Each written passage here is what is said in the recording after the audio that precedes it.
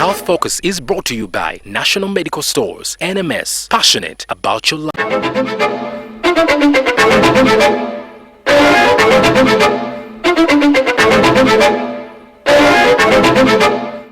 By Friday this week, 849 people had been discharged after fully recovering from the COVID-19 infection.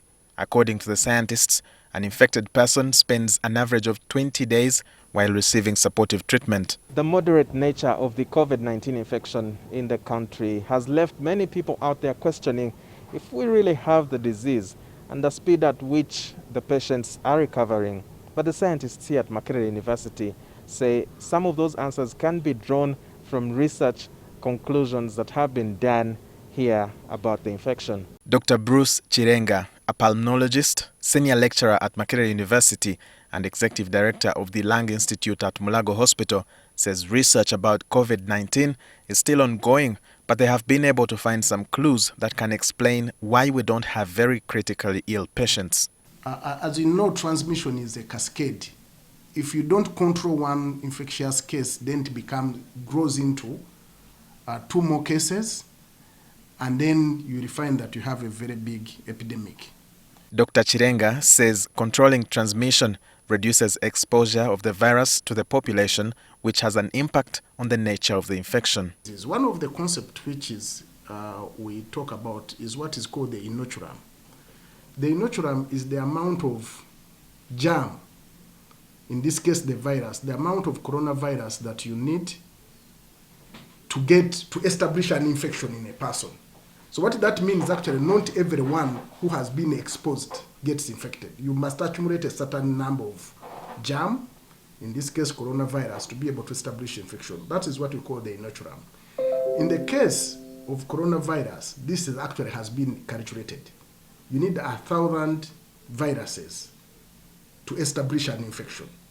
So if you look at it, someone can get infected when they have been exposed to 1,000.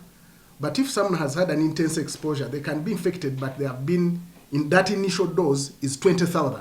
The initial dose is 10. The initial dose is 100,000.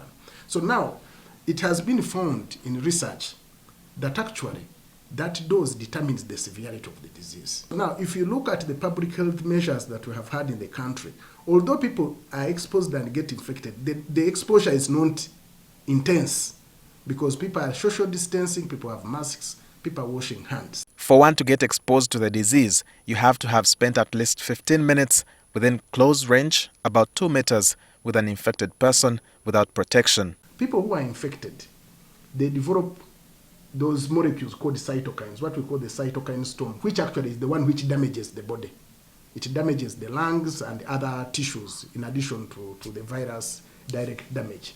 So now we think, because our patients maybe had less intense exposure, probably they are not sparking off this storm and they are not getting very sick. Another factor fronted as a possible answer for the moderate nature of the infection is Uganda's population structure.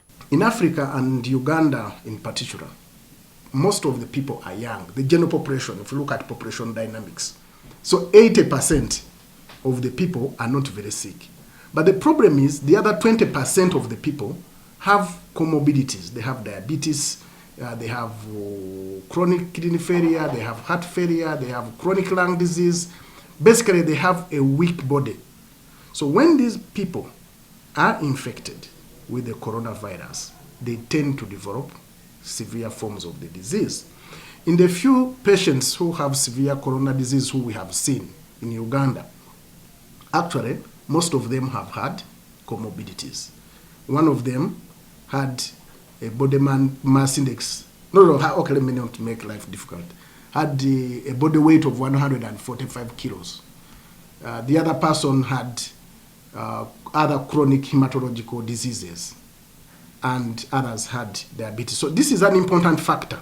So probably these people, the infection has not been allowed to reach them. When it reaches them, maybe that will be another time when we can start seeing different dynamics of the COVID. In the region, Kenya has the highest number of deaths, totaling to 154.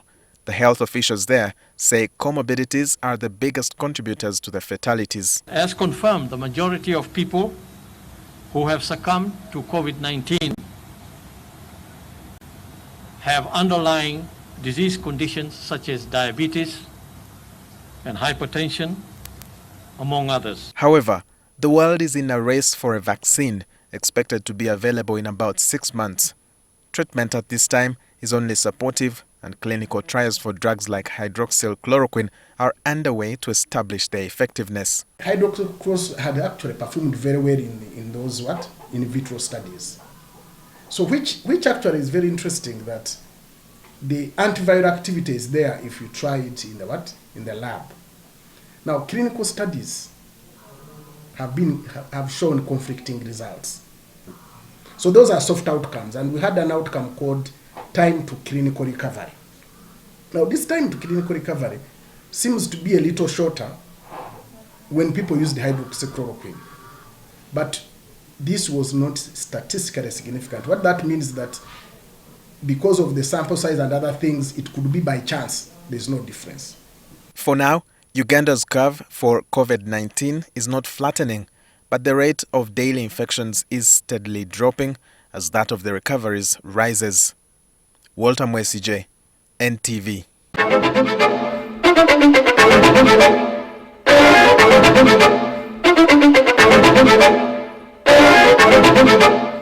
National Medical Stores, NMS, passionate about your life, with support from the Ministry of Health. Procure, store and distribute essential medicine and medical supplies to all government health facilities in Uganda.